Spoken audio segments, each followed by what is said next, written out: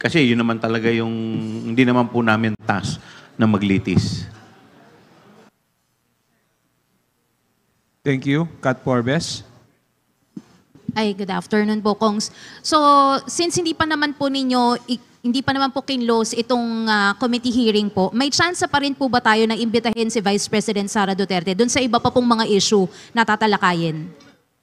Pwede po. Pag talagang kinailangan, talagang iimbitahin din po siya. Pero sir, kunyari po, ibang topic na po, pero willing po siya na balikan yun sa confidential funds at sumagot. Pagbibigyan niyo po ba siya?